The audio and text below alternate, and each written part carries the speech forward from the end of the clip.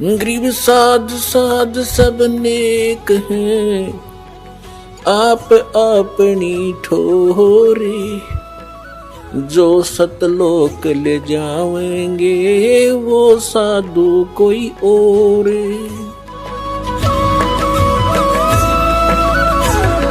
त्योहार आते हैं, कोई बात हुई, वो व्यर्थ के खर्चे, ये त्योहार मनाते हैं दिवाली का, दीपावली, ये किस लिए मनाते हैं कि भगवान श्री राम सीता जी को लेकर घर लौटे थे। और फिर चलो पहले तो देसी घी के दीप जलाए जाते थे, हवन हो जाता था, वो भी बढ़िया बात थी, लेकिन एक दिन हवन कर देने से बात नहीं बनती। अपना रोज लगावे घी की दीप है, रोज हवन करे वो।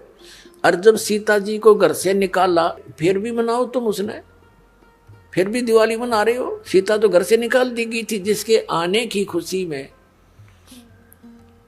और वो दीप जलाए गए थे, और फिर वह निकाल दी करते। वो तो दुखी हुई, वहां जंगल में टाइम पास करा बेचारी ने सह परिवार। और श्री राम घर पे, परिवार उसका जंगल में, चाहे राजा के कुछ भी बना रहो, एक छोटे से नगर का राजा, अयोध्या का राजा था, चाहे राष्ट्रपति बने जाए पूरी पृथ्वी का, जिसका परिवार कहीं रहा कहीं वो जीव सुखी हो सकता है, और फिर भी दिवाली मनावें और दीप जलावें। तो इस तरह की जो क्रियाएं हैं ये परंपरा है, सूझबूझ का कार्य नहीं है। फिर बम छोड़ते हैं त्योहार के दिन, तरह कितना प्रदूषण फैलाते हैं, आग लग जाती है। तो यह परंपरा बनाई तो बच्चे आकर्षित हुए, इसको समाप्त करेंगे धीरे धीरे। इसमें के फंड शुरू कर दिया, बम भटकावेंगे, कितना प्रदूषण हो जाता है। किसी की आंख में डाला, आंख फूट गई, किसी के कपड़े जल गए, किसी के खेतों में पूड़ियाँ जल गई, किसी का घर में आग लग गई, और प्रदूषण निरा। और सारी रात बड़ा है बड़, कोई मरीज है, बीमार है, उसने वो परेशानी रहे। ये कोई खुशी का तरीका है? और फिर उद्देश्य क्या? बोला इस दिन भगवान श्री राम सीता ने लेकर आया था, दिवाली वाले दिन वापस आया था, और वह गई भी तो थी काटी उसने 2 साल बाद से। फिर वो क्यों ना मनाया जिस दिन वह माँ दुखी रही, सारी उम्र तंग पाई। इस एक दिन के दिवाली वाले दिन ने के दे दिया सीता जी को, आजीवन भटकती रही, एक जंगल में टाइम पास किया, 2 बच्चों को लेकर के रहती थी।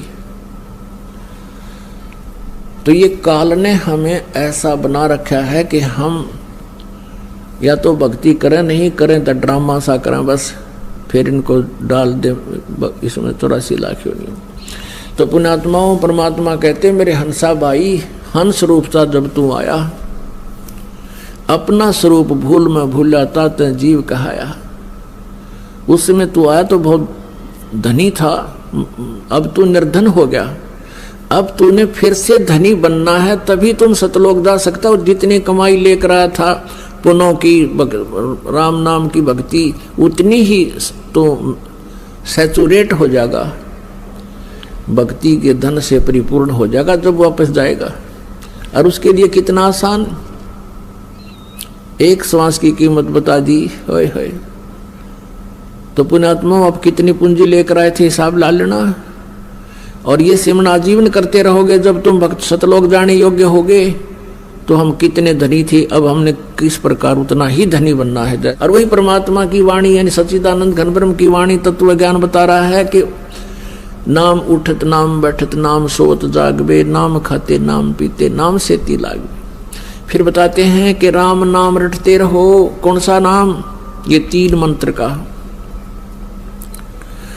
राम नाम रटते रहो जब तक घट में प्राण, यानी आखिरी सांस तक। कभू तो दीन दयाल के बिनक पड़ेगी कान।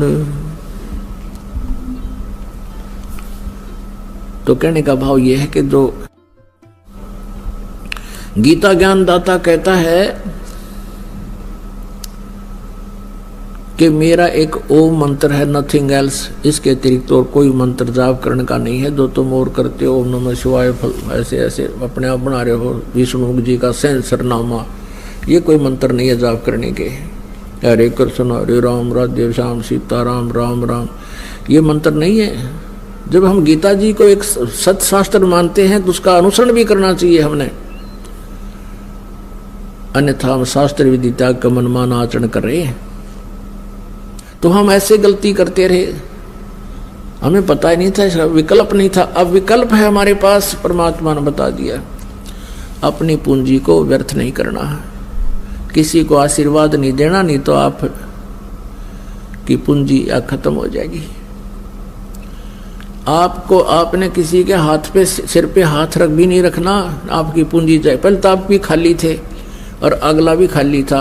अब खाली बर्तन एक दूसरे को करें जाओ ना, उसमें क्या आना जाना था, कुछ भी नहीं था।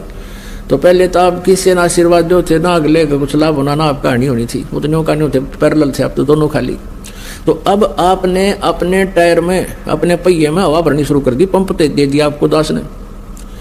अब आप हवा भर रहे हो पंप से, और आपने अपने दूसरे मित्र की गाड़ी में अपने टायर से पाइप लाकर उसका टायर में डाल दिया, ना वो चलन तो करा ना आप करा, यानी आप भी खाली कर लिया पहिया। तो उसका प्रोसीजर ये है कि आप जी उसको भी पंप ही दिलवाओ कि इससे अपना हाथ से अपने प्रयत्न करके आप भी अपना भक्ति की ये तो हवा भरो, सिमरण करो। तो ऐसे आप जिन्हें अपनी भक्ति को बचा के रखना। जैसे माता गर्भ को रखे यत्न बनाए, ठेस लगे तो छन होवे तेरी ऐसे भक्ति जावे। जैसे किसी बहन को, माता को गर्भ रहा हो, अब वो जानती है उस गर्भ को कैसे सुरक्षित रखना होता है। धीरे धीरे चलती है, कहीं ऊंचे नीचे में पैर झटका लग जा, मेरा गर्भ ना गिर जा।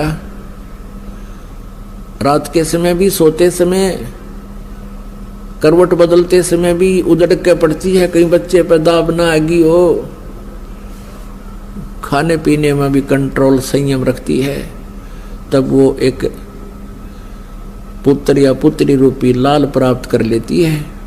ठीक इसी प्रकार पुण्यात्मा हो, आप जिन अपनी भक्ति को ऐसे संभाल के रखना है जैसे माता गर्भ को रखे यत्न बनाए, और ठेस लगे तो क्षण हो जा, क्षीण हो जा।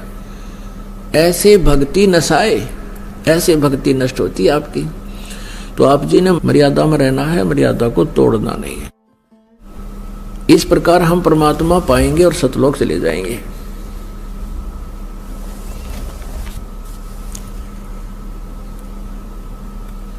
और जैसी हम भक्ति करते रहेंगे उतना ही हमें लाभ मिलता रहेगा। अब परमात्मा ने एक हमें ज्ञान दिया है, यदि हम गलत कार्य करेंगे उसका फल हमारा गलत होगा, परिणाम बहुत भयंकर होंगे। और यदि हम परमात्मा की भक्ति करेंगे तो हमें बहुत लाभ होगा, परमात्मा का प्रोटेक्शन मिलेगा। क्या बताते हैं, मन तू पावेगा अपना किया रे, भोगेगा अपना किया रे। मन तू पावेगा अपना किया रे, भोगेगा अपना किया रे। अब यहाँ का विधान है प्रभु का कि जैसे तू कर्म करेगा वैसा ही फल मिलेगा। तो हम कर्म ही क्यों ना चेंज कर ले, हम उन कर्मों में ही परिवर्तन करेंगे। जैसे हम शराब पीते हैं, मांस खाते हैं या तम्बाकू प्रयोग करते हैं, तो उसका परिणाम हमने भोगना पड़ेगा, वो सितम जुल्म हमने भोगने पड़ेंगे। तो हम अपने कर्मों में ही परिवर्तन करें, परिवर्तन करें और फिर सत प्रयत्न करें, फिर देखें। कहते हैं जगत का पेखना पेख्या, धनी का नाम ना लेखा। अब एक दूसरे के सिर पर धरे बैठे, उसने ऐसे कर दिया, उसने ऐसे कर दिया, किंतु जो करने वाले का तो जिक्र भी नहीं। तो इस प्रकार वो त्रेता युग में आए थे भगवान मुनिंदर रूप में परमात्मा। उस समय नल नील को स्वस्थ किया और श्री रामचंद्र जी के ऊपर जो पहाड़ जैसा दुख था वो पुल बनवाया।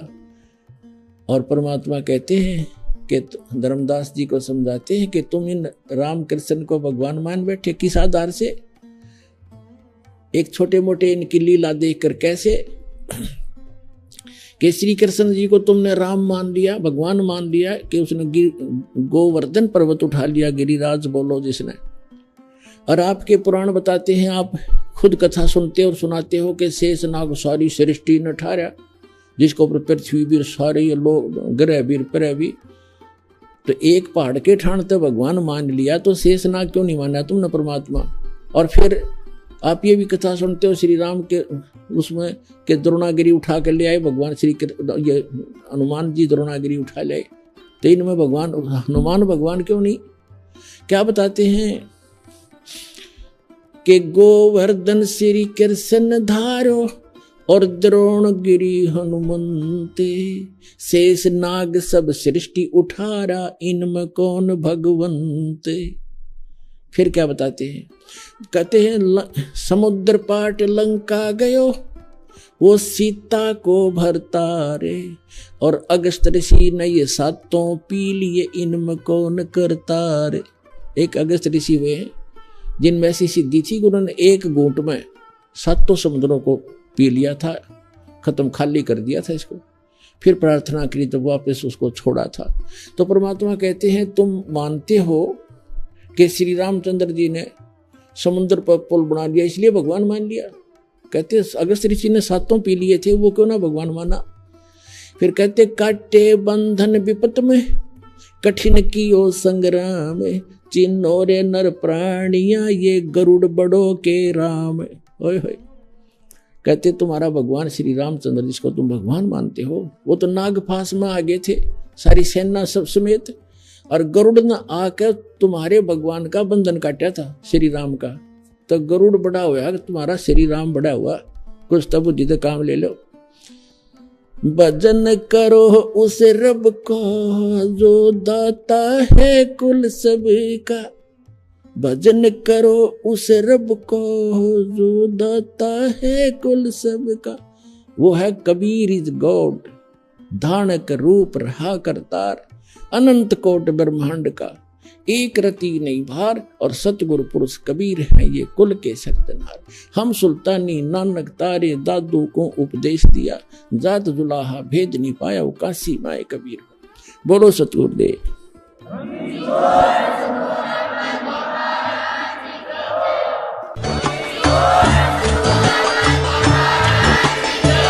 तत्वदर्शी संत रामपाल जी महाराज जी के मंगल प्रवचन। अधिक जानकारी के लिए विजिट कीजिए हमारी वेबसाइट www.jagatgururampalji.org। संत रामपाल जी महाराज जी के शुभ आशीर्वाद से पूरे विश्व भर में 500 से भी ज्यादा नाम दीक्षा केंद्र हैं, जिन पर संत रामपाल जी महाराज जी द्वारा ऑनलाइन निशुल्क नाम दीक्षा दी जा रही है। अपने नजदीकी नाम दीक्षा केंद्र का पता करने के लिए संपर्क करें 8222880541।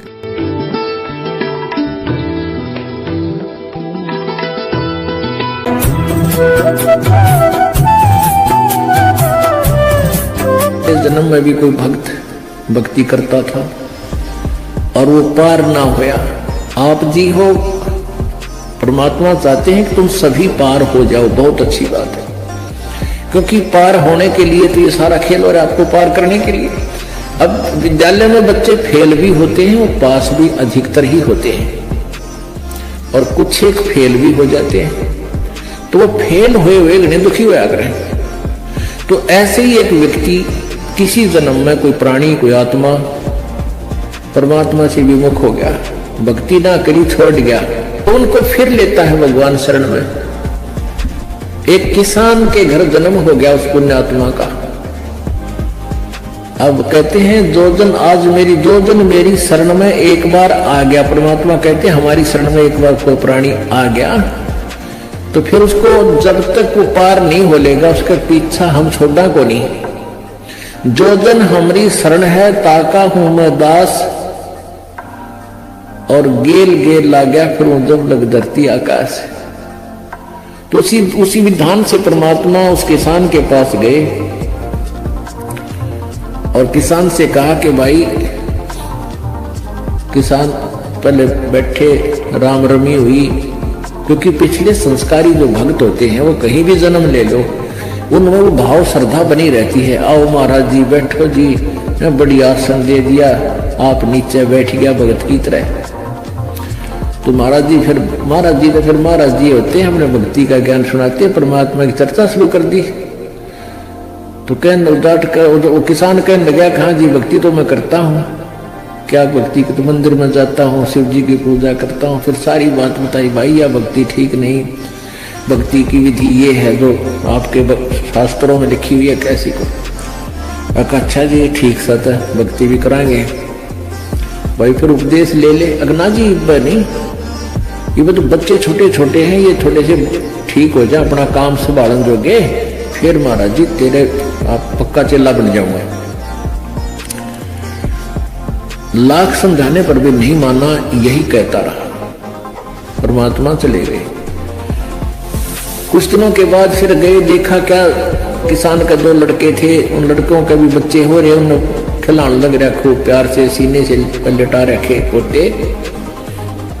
परमात्मा फिर गए, किसान भाई भगत जी देवता तेरे बच्चे भी समझदार हो गए हैं, खेत का काम संभाल लिया, तू आजा भक्ति कर ले, नाम ले ले। ने बोला महाराज जी देख छोटे छोटे पोते हैं, बच्चे खेत में जा हैं, काम कर रहे हैं, और मैं इनको बाद में संभाल रहा हूँ, अब मुझे फुर्सत नहीं है, थोड़े ही बच्चे पोते बड़े हो जा थोड़े से, फिर मैं भक्ति करूंगा। बहुत कहने पर भी बोला ना बाबा जी दुखी ना करे मैंने, क्यों पोते घने प्यारे लग गया करे। यह काल का एक भयंकर जाल आगे और बढ़ा देता है उसके ऊपर। अब बेटे तो उल्टे बोल रहे, कोई धमका दे, कोई खुड़का दे, और वो पोते बोल रहा करे प्यारे प्यारे, तो वो घने प्रिय लगते हैं। न बोले बाबा जी तो शायद ऐसा ही, तेरे को लाग नहीं, कोई संतान नहीं, तेने क्या पता संसार के उसका है, कह दिया भक्ति कर ले, भक्ति नहीं होया करे, पोते बड़े हो लेंगे फिर बात करूंगा तेरे से, फिर जरूर नाम ले लूंगा, पक्की बात हो गई। नो टाल टूट दिया। अब 4 साल के बाद फिर आए परमात्मा संत जी रूप में। तो घर आके पूछा कि भाई तुम्हारा वो कहाँ गए तुम्हारे पिताजी दादाजी। वो पता चला कि वो तो मर गए, 4 साल हो गए, मृत्यु होगी। मालिक को तो पता था, क्या था कि खेत में उन्हें का बैल बन गया, आके बैल बन गया, बैल की जुनी प्राप्त की, और खेतों में उसका बेटा उसको हल में जोत रहा। अब परमेश्वर वहां पहुंचे, वो लड़का भी जाने था, महात्मा कई बार करते, रोक दिया, कहा महाराज जी कैसे आना हुआ, भाई डट जा तेरे बाबू, तो 2 बात बतलाऊंगा। उस बैल के कान में निकट सी जाकर कहने लगा, रे भगत अब तो आजा मेरी शरण में, तेरा शरीर छुटवा दूं बैल का, और नाम दे तेरे को मनुष्य जीवन दे दूंगा, और तू चाल देखिए दुखी हो रहा, तेरा लठ लग गया, तेरा बेटा लठ मारे हैं, और तेरी के दुर्गति हो रही, तो के क्या है वो बैल ने कहा बाबा जी तू बोल मत, अब मैं यहां से मर जाऊंगा, दूसरा बैल आ गया, वो थोड़ा काम करेगा, मेरे बेटा नटोटा हो जाएगा, वो तेरा गजब हुई। परमात्मा बोले अच्छा भाई कोई बात ना, ले धन बना तो बेटा गया। अब कुछ दिन के बाद वो बैल भी मर गया, मृत्यु के बाद वो सांप बन गया। अब सांप को याद होता है उसने कहीं धन गाड़ रखा हो, पहले जमीन में दबाया करते चोरों के डर से, धन जेवर दाब दिए, पैसे चांदी के हुआ करते, सिक्के वो लको दिए, छुपा दिए, तो सर्प बनकर वो वहीं घूम रहा है। अब वो पुत्र वधुओं ने देख लिया, शोर मचा, सांप सांप, उन बेटा ने मारा लठ उसका, वो मोरी में गए निकल गया, पर 1-2 लाठी अच्छी लगी इसके, कंडे में हो गया बीच तक, वो सहज सहज धीरे धीरे सरक कर बोझड़ों में झाड़ उन बोझड़ा में पड़ा। जब परमात्मा गए, कहा सुना भगत जी अब आओगा मेरी शरण में, न्यू बोला जी जान बचा दो मेरी और अपनी शरण में ले लो। मैंने देख लिया कोई नहीं किसी का, परमात्मा बोले सांकली तड़ुआ का आया तू मेरी शरण में, आया था पर ये हड्डी तोड़वा के पसली तोड़वा के जब आई तरह समझ में कोई नहीं किसी का। और हम रोज रोन लाग रहे कोई किसी का, कोई ना अपनी भक्ति करो। कहते हैं एक लेवा एक देवा दूतम, कोई किसी का पता नहीं पुतम, ऋण संबंध जुड़ा एक ठाठा, अंश में सब 12 बाटा। तो परमात्मा इतने दयालु है, फिर उसको शरण में लिया, दोबारा मानव जन्म दिया। आगे देखो सूत में होगा ना, फिर वह बीमारी शुरू कर ले मन माने। तो ऐसे दयालु है परमात्मा, पुण्यात्माओं ये मनुष्य जीवन बार बार नहीं मिलता और ये ज्ञान नहीं मिलता।